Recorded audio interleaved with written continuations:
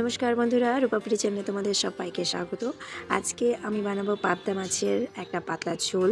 এর আগেও আমি তোমাদেরকে ভিডিও শেয়ার করেছিলাম পাবদা মাছ রান্না করে, কিন্তু কি করে একটু সামান্যভাবে হালকা ঘরোয়া পদ্ধতিতে শুধুমাত্র আলু আর বেগুন দিয়ে রান্না করা যায়, সেই পদ্ধতিটাই আজকে আমি তোমাদের সঙ্গে শেয়ার করতে চলে এসেছি। প্রথমে আমি মাছগুলোকে পরিষ্কার করে ধুয়ে নিয়েছি। এবার একটা প্লেটে সাজিয়ে তাতে হালকা পরিমাণে নুন, হলুদ আর কিছুটা পরিমাণের লেবুর রস দিয়েছি।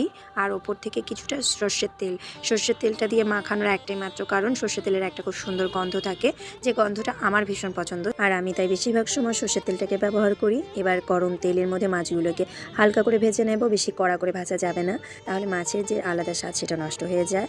একটা বলে আমি আলু আর বেগুন কেটে নিয়েছিলাম। এবার মাছ ভেজে রাখা তেলটার মধ্যে আমি আলু বেগুন একসাথে দিয়ে হালকা নুন দিয়ে সেটাকে নেড়ে চেড়ে নেব। আর একটা বাটির মধ্যে রান্নার মশলাটা তৈরি করে নেব। আদা বাটা, লঙ্কা বাটা, হলুদ আর সামান্য পরিমাণের লবণ, এর বাইরে কিছু ব্যবহার করব না।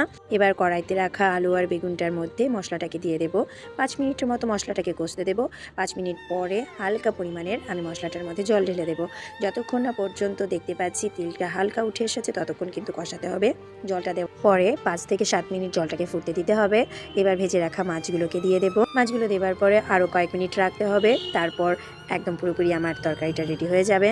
আমি নামানোর আগে সামান্য পরিমাণের জিরে আর গরম মশলা দিয়ে নেব, আর তার সঙ্গে দেব কয়েকটা কাঁচা লঙ্কা একদম নামানোর আগে দিতে হবে। এবার আমার রান্নাটা পুরোপুরি কমপ্লিট। ভালো লাগলে অবশ্যই সঙ্গে থেকো, লাইক অ্যান্ড সাবস্ক্রাইব করো। Thank you.